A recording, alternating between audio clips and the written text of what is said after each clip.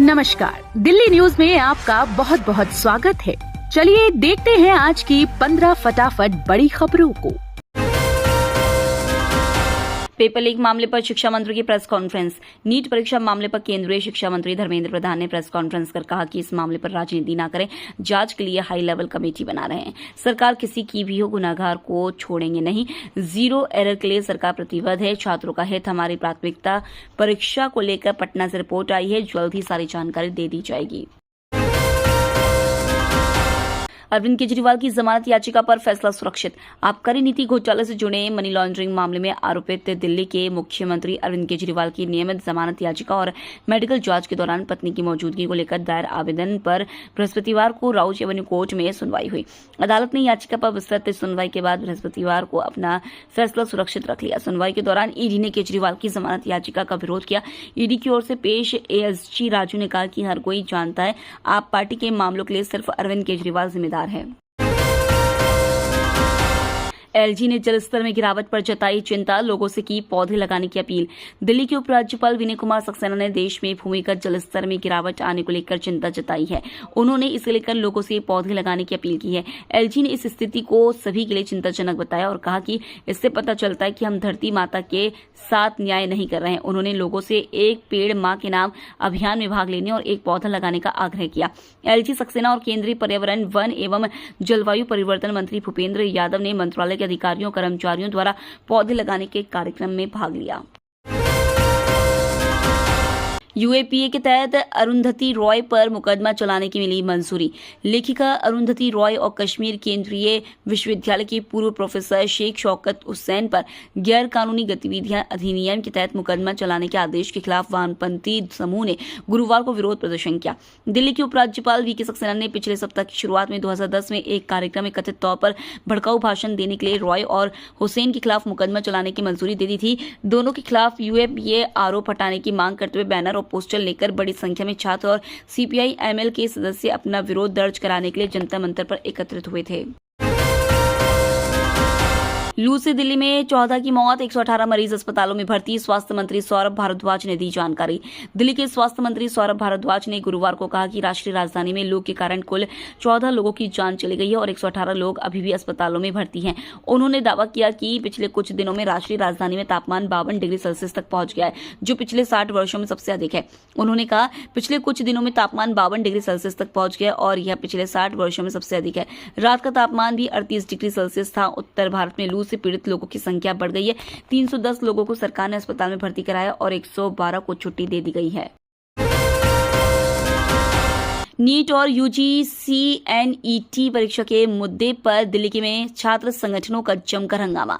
NEET paper leak होने और UGC net की परीक्षा रद्द होने से छात्र गुस्से में। विभिन्न छात्र संगठनों के कार्यकर्ताओं ने दिल्ली में आज जमकर प्रदर्शन और नारेबाजी की। सभी प्रदर्शनकारी शास्त्री भवन के सामने केंद्रीय शिक्षा मंत्री धर्मेंद्र प्रधान से इस्तीफा की मांग में जुट गए। प्रदर्शनकारी छात्र शिक्षा मंत्री के खिलाफ जमकर नारेबाजी कर रहे थे। पुलिस ने कई प्रदर्शनकारियों को हिरासत में ले लिया है। प्रदर्शनकारी शास्त्री भवन के सामने धरने पर बैठ गए। इस दौरान यातायात भी बाधित हुआ। वहां तैनात पुलिसकर्मियों ने प्रदर्शनकारी छात्रों को हटाने की कोशिश की, लेकिन सभी वहां डटे रहे। ऐसे में उन्हें धरना खत्म करने के लिए कड़ी मशक्कत करनी पड़ी। बर्गर किंग के आउटलेट में फायरिंग का सीसीटीवी फुटेज वायरल। 3 बदमाशों ने अमन को मारी थी 40 गोलियां। पश्चिमी दिल्ली के राजौरी गार्डन में मंगलवार देर शाम बर्गर किंग आउटलेट में हुई गोलाबारी का सीसीटीवी सामने आया है, जिसमें दिखाई दे रहा है कि बदमाश बेखौफ होकर अमन को गोली मार रहे हैं। गोलियां चलने के बाद भगदड़ मच जाती है और लोग इधर उधर दौड़ने लगते हैं। 18 जुलाई शाम करीब 9:40 पर 3 हमलावरों ने करीब 40 राउंड फायरिंग कर अमन को मौत के घाट उतार दिया था। वायरल सीसीटीवी में दिखाई दे रहा है कि जहां शूटर बैठे हैं, ठीक उसी के साथ वाली टेबल पर अमन अपने दोस्त अनु के साथ बैठा हुआ है। मौका मिलते ही सफेद रंग की शर्ट पहना शूटर उठता है और अमन पर ताबड़तोड़ फायरिंग शुरू कर देता है। आलू, प्याज, टमाटर के बाद दालों में लगी आग। कीमतों में 11% का इजाफा। देश में औसत कीमत हो या दिल्ली के दाम, जून के महीने में दालों की कीमत में इजाफा देखने को मिला है। जी हां, जून के महीने में आलू, प्याज, टमाटर के साथ दालों की कीमतों में तेजी देखने को मिल चुकी है। देश की राजधानी दिल्ली में जहां चने की दाल में 11% से ज्यादा का इजाफा देखने को मिल चुका है, वहीं प्याज की कीमत में 67% की बढ़ोतरी देखने को मिल चुकी है। तुअर, उड़द और मूंग की कीमत में बढ़ोतरी देखी गई है। आलू, प्याज, टमाटर की देश में औसत कीमत की करें तो सबसे ज्यादा इजाफा टमाटर में देखने को मिला है, जिसमें 31% से ज्यादा का इजाफा हो चुका है। वहीं चने और अरहर की औसत कीमत में 2% से ज्यादा की बढ़ोतरी देखने को मिल चुकी है। रिठाला नरेला कुंडली मेट्रो कॉरिडोर को मिली मंजूरी। मेट्रो का नया कॉरिडोर उत्तर प्रदेश, दिल्ली और हरियाणा के बीच कनेक्टिविटी बढ़ाने वाला है। इससे दिल्ली के नरेला और आसपास के इलाकों में रहने वाले लोगों को फायदा होगा। दरअसल भारत सरकार ने रिठाला नरेला कुंडली मेट्रो कॉरिडोर के MOHUA-DDA प्रस्ताव को मंजूरी दे दी है। वित्त मंत्रालय के सार्वजनिक निवेश बोर्ड ने रिठाला नरेला कुंडली मेट्रो कॉरिडोर के निर्माण के लिए आवास और शहरी कार्य मंत्रालय DDA के प्रस्ताव को मंजूरी दे दी है। 26.5 किलोमीटर लंबे इस कॉरिडोर पर कुल 21 स्टेशन होंगे। इसे पूरा करने के लिए 4 साल का समय रखा गया है। दिल्ली के नए police station Bijwasan railway station को LT की मंजूरी। दिल्ली के उपराज्यपाल VK सक्सेना ने बिजवासन रेलवे स्टेशन नाम से नए पुलिस स्टेशन बनाने की मंजूरी दे दी है।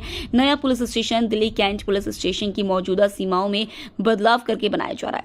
यह पुलिस स्टेशन करीब 1,05,000 की जनसंख्या की जरूरतों को पूरा करेगा। निर्माण कार्य जोरों पर है। इसके जल्द ही चालू होने की उम्मीद है। वर्तमान में police station Delhi cantt railway station के अधिकार क्षेत्र में 13 रेलवे स्टेशन है।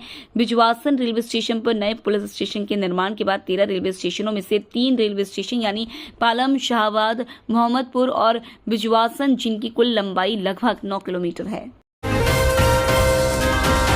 आप सांसद संजय सिंह के खिलाफ कोर्ट ने जारी किया वारंट।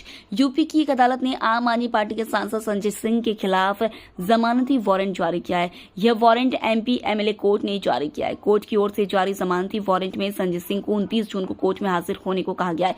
आप राज्यसभा सांसद संजय सिंह के खिलाफ अदालत ने चुनाव आचार संहिता से जुड़े एक केस में जमानती वारंट जारी किया है। BPL राशन कार्ड वालों की बल्ले बल्ले, मिलेगा 5 बड़ी योजनाओं का लाभ, जाने जानकारी।